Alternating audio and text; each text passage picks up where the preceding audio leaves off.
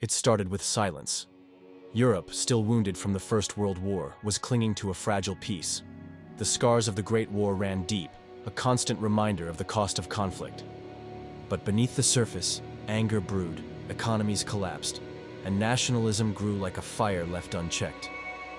The fragile stability of the 1920s gave way to the rising tensions of the 1930s. Then, on September 1, 1939, Germany invaded Poland. This act shattered the uneasy calm that had settled over the continent. The world once again descended into chaos. The invasion marked the formal beginning of a conflict that would engulf the globe. The hopes for lasting peace, born from the ashes of the previous war, were extinguished. The roots of this new war lay partly in the unresolved issues of the first. After World War I, Germany was left broken by the Treaty of Versailles. Its economy was crippled, its territory reduced, and its national pride wounded by punitive reparations and the war guilt clause. Out of this despair, Adolf Hitler and the Nazi Party rose to power. They exploited the widespread resentment and economic hardship, promising national revival, economic recovery, and vengeance against those perceived as enemies, both foreign and domestic. Hitler's aggressive foreign policy aimed to overturn the Versailles Treaty and expand German territory. He withdrew Germany from the League of Nations, remilitarized the Rhineland, annexed Austria, and seized parts of Czechoslovakia, testing the resolve of other European powers. Appeasement policies by Britain and France failed to halt his expansionist ambitions. Each concession only emboldened the Nazi regime further, setting the stage for the inevitable confrontation. Hitler's military strategy, known as Blitzkrieg or Lightning War, was devastatingly effective. It combined rapid tank movements with air support to overwhelm enemy defenses quickly. This new form of warfare tore through Poland with brutal efficiency. Following Poland's defeat, Germany turned west. Denmark and Norway fell swiftly in the spring of 1940. Then, the German forces bypassed France's Maginot Line, sweeping through the Low Countries, Belgium, the Netherlands, and Luxembourg, before invading France. In just 6 weeks, France, considered a major military power, collapsed. The speed and scale of the German victories shocked the world. By the summer of 1940, much of Western Europe was under Nazi control or influence. Only Britain stood strong, separated from the continent by the English Channel. Prime Minister Winston Churchill rallied the nation with defiant speeches, refusing any thought of surrender. Hitler planned an invasion, but first, he needed air superiority. In the summer and autumn of 1940, the skies over Britain lit up with dogfights.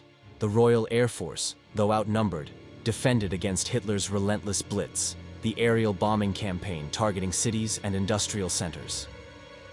The courage of the RAF pilots and the resilience of the British people in the face of nightly bombings prevented a German invasion.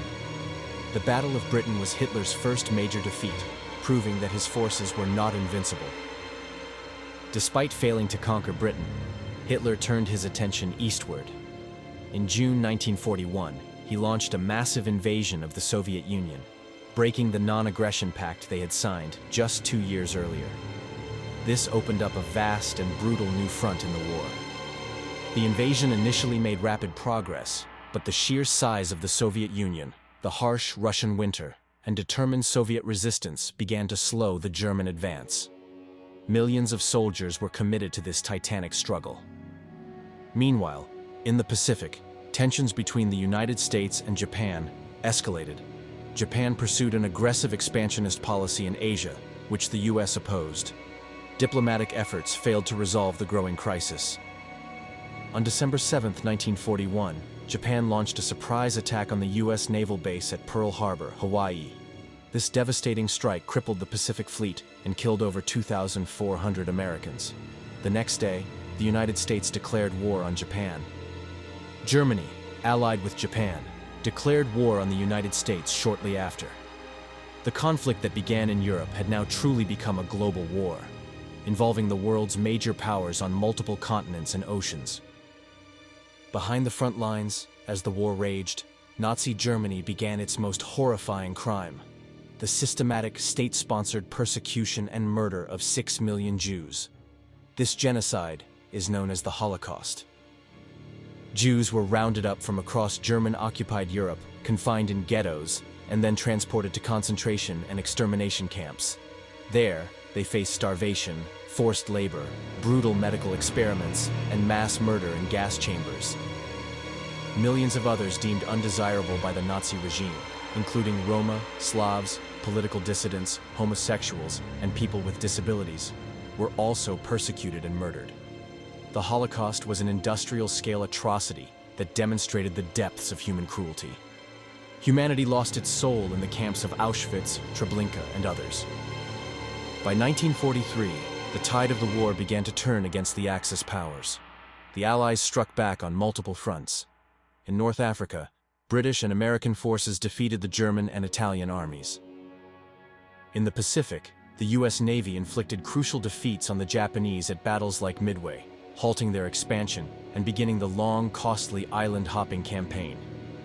On the Eastern Front, the Soviet Union achieved a decisive victory at Stalingrad, trapping and destroying a massive German army and marking a turning point in the war in the East.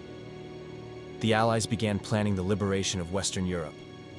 On June 6, 1944, D-Day occurred, the greatest amphibious assault in history. Allied forces landed on the beaches of Normandy, France, opening a second major front against Germany in the West. The D-Day landings were fiercely contested, but ultimately successful. Allied armies pushed inland, liberating France and advancing towards Germany. The pressure on the Nazi regime intensified from both the East and the West. As Allied armies advanced from the West and the Soviet Red Army pushed relentlessly from the East, Germany's defeat became inevitable. The final battles were fought with desperate ferocity. By April 1945, the Red Army had reached Berlin, the capital of the Third Reich. The city became the scene of intense urban warfare. As Soviet forces closed in, Adolf Hitler took his own life in his underground bunker on April 30th. With their leader dead and their capital captured, the remaining German forces had no choice but to surrender. On May 8, 1945, Germany formally capitulated. The war in Europe was finally over after nearly 6 years of devastating conflict.